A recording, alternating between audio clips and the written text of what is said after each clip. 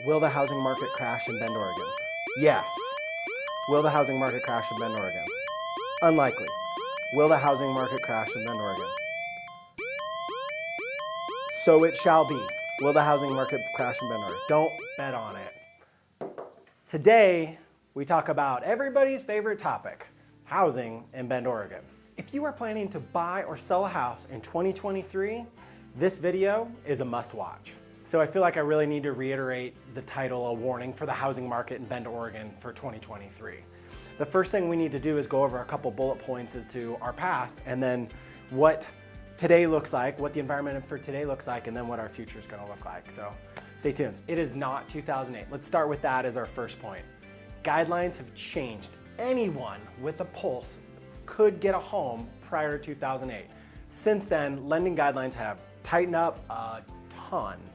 And the regulatory piece and the compliance component of it and someone's ability to repay, not the same as it was prior to 2008. That was a wild time, and it's just not that way anymore.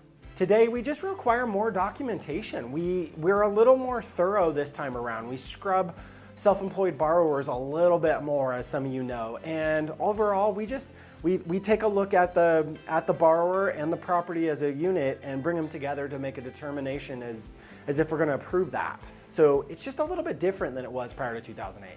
The second piece we need to talk about is the lock-in effect. The lock-in effect is a relatively new term in the last couple of years. Many homeowners who bought homes or refinanced their homes in the last few years are now reluctant to sell. So the lock-in effect has created a significant shortage of inventory across the country. According to the Fed report, this is a nationwide phenomenon. I mean, I read a study where 85% of homeowners have interest rates below 5%. That's a hard one to give up. And here's a mind-blowing statistic. There are only 536,000 active listings on the market in the country today.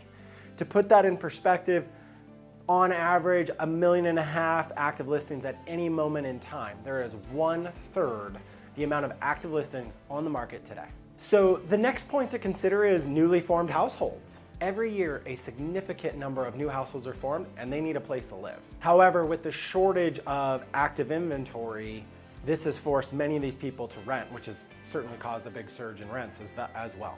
This increase in rental demand has had a significant impact on rental prices, certainly, which has also caused a little bit of a troubling situation in people being able to afford to save up for a down payment. Guys, just based on those few things alone, we've got a housing problem, and let's chat about new construction as well. Housing demand is not going away, and because housing is not going away, new construction is essential to meet the needs of our growing population. Okay, let's not forget the pandemic. The pandemic caused a nightmare for new construction, from employee shortages to labor, supply chain issues, materials. Certainly inflation is now prevalent and a situation which has caused construction to slow up. So these builders, I'm talking to these builders, I work for one of these builders, they can't build them fast enough, and they're also up against inflationary pressure. So it's certainly caused a big cog in the wheel as well. So, I mean, to sum it up with everything that I just said, my warning is this: inventory is low. Newly formed households are coming online. Rates are certainly very high right now, but we believe that interest rates are going to start to fall here in the next few months. I mean, it's just a normal cause and effect. So we anticipate those rates coming down, and I'll tell you, with the lack of inventory, new construction is doing their best, but not great. Interest rates fall, and the demand is already there, and we have so few homes already active on the market. I think it's gonna get bonkers again, guys. I just do, and this is my warning to you. Demand for housing is increasing, and new construction and resales are not keeping up with pace. This delta is gonna cause a ripple effect for years. Interest rates are expected to fall as inflation gets under control. So what I'm saying is now is the right time to get into a house. Waiting for the prices to come down could prove problematic for you. Interest rates fall, inventory is low, demand is still very, very high.